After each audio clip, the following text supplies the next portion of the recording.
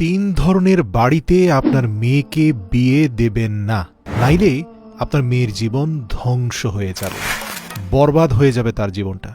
এই তিন ধরনের ঘরের সাথে কখনোই সম্পর্কে জড়াবেন না। দর্শক, একদিন হজরত আলী রাদিয়াল্লাহু তাআলা আনহু তার খেলাফতের মসনদে বসেছিলেন। তখন একজন ধনী লোক তার কাছে এলো। ওই লোক অত্যন্ত সম্মানিত একজন ব্যবসায়ী ছিলেন এবং তিনি অনেক উদার ও দানবীর ছিলেন। সেই লোকটির চেহারায় খুবই দুশ্চিন্তা আর পেরেশানি ছিল। আমিরুল মুমিনিন হজরত আলী রাদিয়াল্লাহু তাআলা আনহু বললেন, কি ব্যাপার, আপনাকে এত পেরেশান মনে হচ্ছে কেন? তখন সেই ধনী ব্যক্তিটি বলতে লাগলেন, হে আমিরুল মুমিনিন, আমি আমার অত্যন্ত আদরের মেয়েকে বিয়ে দিতে চাই, কিন্তু আমি ভয় পাচ্ছি যে আমার মেয়ে বিয়ের পর হয়তো দুঃখ, কষ্ট এবং পেরেশানির মধ্যে পড়ে যাবে। আমি এবং আমার স্ত্রী নিজেদের মধ্যে পরামর্শ করে আপনার কাছে এসেছি। আপনি আমাকে এমন একটি পরিবারের কথা বলুন, বা এমন কিছু নিদর্শন বা এমন কিছু কৌশল বলে দিন যে কৌশল অবলম্বন করে আমার মেয়েকে আমি একটা ভালো পরিবারে বিয়ে দিতে পারি, যেখানে আমার মেয়ের সংসার চিরকাল সুখ শান্তিতে ভরে থাকবে এবং আমরাও যাতে আমাদের আদরের মেয়েকে সুখী দেখে আনন্দিত হতে পারি। লোকটির চেহারা দেখে হজরত আলী বুঝতে পারছিলেন যে লোকটি তার মেয়েকে অত্যন্ত ভালোবাসে এবং কোনোভাবে চায় না বিয়ের পর তার মেয়ে কোনো কষ্ট পাক। যেভাবে আদর আর ভালোবাসা দিয়ে মেয়েকে বড় করেছে, লোকটি চায় বিয়ের পরেও যেন তার কন্যা সেভাবে আদর ভালোবাসায় থাকে। তখন আমিরুল মুমিনিন হজরত আলী রাদিয়াল্লাহু তাআলা আনহু সেই লোকটির হাত ধরে তাকে শান্ত করে বললেন, মাত্র 3টি বিষয়ের প্রতি খেয়াল রাখবে ভাই। আমি জানি প্রত্যেক বাবার ঘরেই তার মেয়ে রাজকুমারী হয়, আর বাবা তাকে নিয়ে চিন্তিত থাকে। অনেক বাবারা তো ঘরে প্রাপ্তবয়স্ক মেয়ে থাকলে 4 দেয়ালকেও ছোট মনে করে, ভয় পায় গরম বাতাসও তার মেয়েকে স্পর্শ করতে পারে। অতএব তোমার টেনশনের কোনো কারণ নেই। 1 নম্বর যে বিষয়টা আমি তোমাকে বলবো, এমন ঘরে তোমার মেয়েকে বিয়ে দেবে না যেই ঘরের পারিবারিক সিদ্ধান্ত মহিলারা নিয়ে থাকে আর পুরুষরা নারীদের সিদ্ধান্ত মেনেই চলে। হজরত আলী বললেন, তুমি তোমার মেয়েকে কখনোই এমন বাড়িতে বিয়ে দেবে না যেখানে মেয়েদের কথাই পরিবার চলে, তাহলে তোমার মেয়ের সংসার স্থাপনের আগেই ধ্বংস হয়ে যাবে, তোমার মেয়ের জীবনটা নষ্ট হয়ে যাবে। প্রিয় দর্শক, আমরাও দেখে থাকি যখনই কোনো মেয়েদের বিয়ে ভেঙে যায়, সে মেয়ে যতই সুন্দরী আর যতই ভদ্রনম্র হোক না কেন, অনেক গভীরে ঘাটাঘাটি করে অধিকাংশ ক্ষেত্রেই খুঁজে পাওয়া যায় নারী কর্তৃত্ববাদী পরিবারগুলোতে সাধারণত একজন নারী অন্য নারীর অধিকার প্রতিষ্ঠার ক্ষেত্রে অত্যন্ত দুর্বল হয়ে থাকে। আর এই জন্য আল্লাহ রাব্বুল আলামিন পারিবারিক সিদ্ধান্তগুলোর দায়ভার পুরুষের কাঁধে দিয়েছেন। এরপর হজরত আলী রাদিয়াল্লাহু তাআলা আনহু বলেন, 2 নম্বর যে বিষয়টা তুমি মাথায় রাখবে সেটা হচ্ছে, যে বাড়িতে নারীদের কোনো সম্মান নেই, যেখানে কেবল পুরুষের শাসন চলে, এমন ঘরেও তোমার মেয়েকে বিয়ে দেবে না। হযরত আলী যুক্ত করে বলেন, আমার আগের বক্তব্য শুনে তোমার মনে হতে পারে যে পুরুষ কর্তৃত্ববাদী ঘরেই মনে হয় মেয়েকে বিয়ে দেওয়া উচিত, যেহেতু নারী কর্তৃত্ববাদী ঘরে বিয়ে দিলে আমার মেয়ে অসুখী হবে, তার সংসার ভেঙে যেতে পারে। কিন্তু না, হযরত আলী তার নিজের কথাকে ব্যাখ্যা করে বিশ্লেষণ করে বুঝিয়ে বলেন যে এমন ঘরেও তোমার মেয়েকে বিয়ে দিতে পারবে না যে ঘরে নারীদের কোনো সম্মান নেই।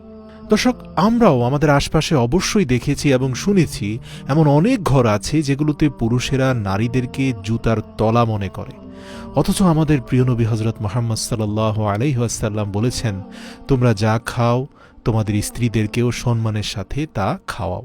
তোমরা যে মানের পোশাক পরো তোমাদের স্ত্রীদেরকেও তাই পরাও। তাদের সাথে সম্মানের সাথে কথা বলো। তারা রাগ বা তোমার উপর অভিমান করলে নরম ভাষায় তাদের অভিমান ভাঙানোর চেষ্টা করো। পবিত্র কোরআনে আল্লাহ তাআলা বলেছেন, তারা তোমাদের পোশাক, তোমরা তাদের পোশাক। কিন্তু এমন কিছু পরিবার আছে যেখানে ইসলামের নাম ভাঙিয়ে পুরুষেরা শুধু নিজেদের শ্রেষ্ঠত্বকে প্রচার করে এবং স্ত্রীদের বিন্দুমাত্র সম্মান দেয় না। আবার এমন কিছু লোকও আছে যারা বউদের উপর অত্যাচার করতে পারলে খুশি হয়, পৈশাসিক আনন্দ পায়। বউদের উপর অত্যাচার করাকে বাহাদুরি মনে করে, যদিও স্ত্রীর উপর অত্যাচার করাটা পৃথিবীর সবচেয়ে বড় কাপুরুষতা। নবী করিম সাল্লাল্লাহু আলাইহি সাল্লাম স্পষ্ট বলেছেন, স্ত্রীর উপর অত্যাচারকারী জাহান্নামে নিজের গর্ত নিজেই খুঁড়ছে। তাই কোনো ব্যক্তির উচিত নয় তার মেয়েকে এমন জায়গায় বিয়ে দেওয়া যেখানে নারীদের সম্মান করা হয় না। হযরত আলী রাদিয়াল্লাহু তাআলা আনহু নিজের কথার ব্যাখ্যা দিয়ে বলেন, মূলত পারিবারিক সিদ্ধান্তগুলোর কেন্দ্রবিন্দুতে যেন পুরুষ থাকে, আবার একইভাবে সেই পুরুষ যেন নারীদের প্রতি রেসপেক্টফুল হয়, সম্মান প্রদর্শনকারী হয়, এমন পরিবার খুঁজে বের করে নিজের মেয়েকে সেখানে বিয়ে দাও। এমন জায়গায় বিয়ে দাও যেখানে স্বামী তার স্ত্রীর সাথে ভদ্রতা, নম্রতা এবং সৌহার্দ্যের সাথে আচরণ করে, যে তার স্ত্রীর হক আদায়ে কোনো প্রকার ভুল বা অবহেলা করে না, যে তার স্ত্রীর প্রতি এমনভাবে আসক্ত থাকে যে সে কোনো অপরিচিত নারীর দিকে ফিরেও তাকায় না, যে ব্যক্তি তার স্ত্রীকে তার ভোগ বিলাসের বস্তু মনে করে না, এবং যে তার স্ত্রীর গুণাবলীর দিকেও তীক্ষ্ণ নজর রাখে, শুধুমাত্র দোষ খুঁজে বেড়ায় না।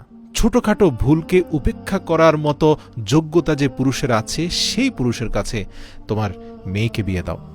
কারণ নারী মানেই কিছু ছলনা, কিছু ভুল ত্রুটি থাকবেই।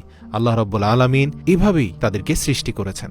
তুমি এমন পুরুষের হাতে তোমার মেয়েকে তুলে দাও যে অসুস্থতায় তার সেবা করবে এবং দুঃখের সময় তার প্রেমময় উদারতা, দয়া এবং আনুগত্যের প্রমাণ দিবে, যে তার স্ত্রীকে পর্দায় রাখে, স্ত্রীর ইজ্জত ও মর্যাদা রক্ষা করে।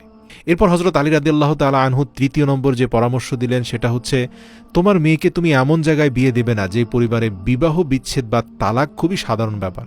এই যেমন ধরো, যে ছেলের কাছে বিয়ে দিচ্ছ তার বাবাও খুব তালাকপ্রিয় মানুষ, অথবা তার মাও খুব তালাকপ্রিয় মানুষ, তার ভাইরাও প্রচুর তালাক দিচ্ছে, বা তার বোনদের মধ্যেও তালাক দেওয়ার খুব হিড়িক রয়েছে। এমন তালাক প্রেমিক পরিবারে কখনোই তোমার মেয়েকে বিয়ে দেবে না। অনেকেই মনে করেন তালাক দেওয়া তো ইসলামে বৈধ, পবিত্র কোরআনেও তালাক নামে একটা সূরা আছে, কিন্তু মাথায় রাখতে হবে আল্লাহ যেখানে স্বয়ং নিজেই বলেছেন, অযথা তুচ্ছ ঘটনাকে কেন্দ্র করে তালাক দিলে আল্লাহর আরশ কেঁপে ওঠে। এ পৃথিবীর সবচেয়ে অপছন্দনীয় হালাল কাজ হচ্ছে তালাক দেয়া, আর শয়তান এটাকে খুবই পছন্দ করে। সব শুনে সেই সম্মানিত ধনী ব্যক্তিটি অত্যন্ত খুশি হল। সে হযরত আলী রাদিয়াল্লাহু তাআলা আনহুর কাছে এসেছিল অত্যন্ত পেরেশান হয়ে, কিন্তু হযরত আলী রাদিয়াল্লাহু তাআলা আনহুর কথায় তার মন থেকে সমস্ত পেরেশানি এবং দুশ্চিন্তা দূর হয়ে যায়। আল্লাহর কাছে আমরাও প্রার্থনা করি আল্লাহ তাআলা যেন আমাদের সকল বোন ও কন্যাদেরকে তাদের স্বামীর সংসারে একটি সম্মানজনক জীবন দান করে। আমিন।